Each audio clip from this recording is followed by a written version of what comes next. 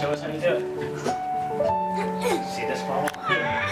It began the way mornings do in many households.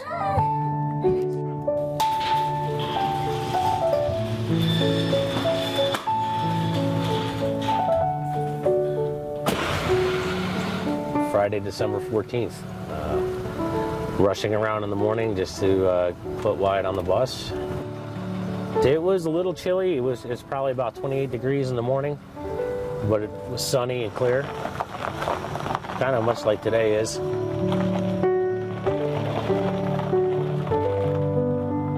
This is the bus stop up here. This is where Wyatt and one of my neighbors catch the bus every morning, a kindergartner. Pete gave Wyatt a hug and told him he would see him in just a couple of hours.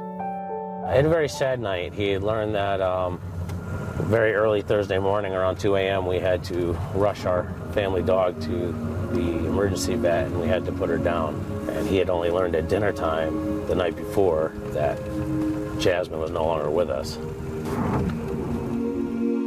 I remember walking out of the vet's office at about 2 o'clock in the morning on Thursday and looking at my wife, and I said, well, can't get any worse than it is now. I mean, we already had some tough stuff, and boy, did I hate those words, and I regret saying them.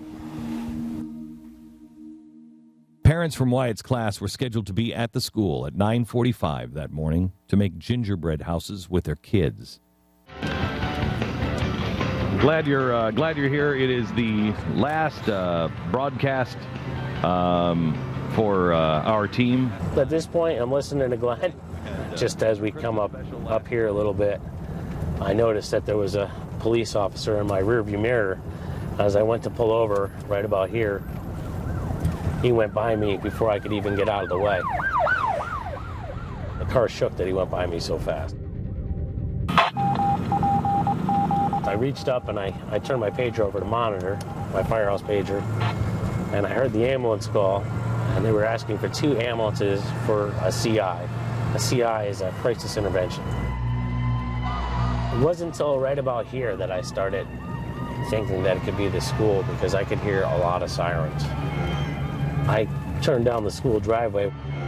By then, the driveway was congested with police officers. He rushes into the firehouse, and there, in his home away from home, his worst nightmare is confirmed. I heard the end of his phone conversation. Now, that's right, I understand there's a shooting at the school. It's got to be wrong. It can't possibly be not at his school. Be advised, we should have multiple weapons, including long rifles and shotguns. Immediately, my heart started pounding. I mean, my fingertips started to hurt because my heart was pounding so much. Well, once I saw him and he waved to us, he gave us a wave. I prayed to God right there. I said my prayers, and I thanked him for keeping my son safe. But for parents of 20 other first graders, the outcome was much, much different. I sat with many of my friends, the ones that lost their children. Some were still holding on to some hope.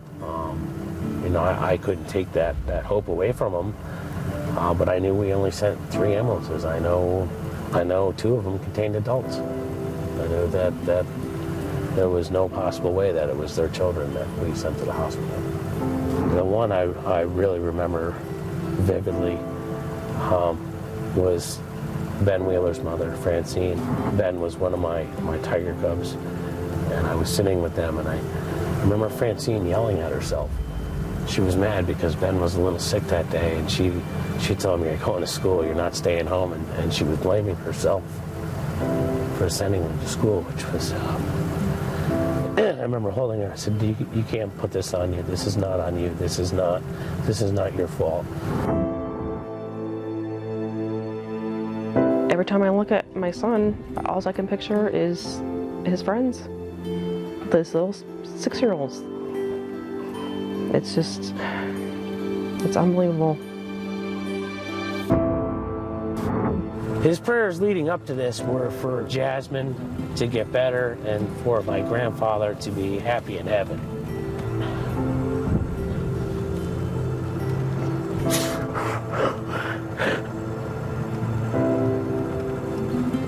Afterwards, He would pray that his friends were playing with Jasmine in heaven.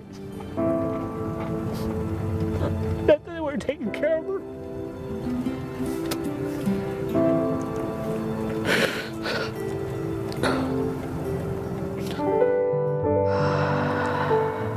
Things do happen for a reason.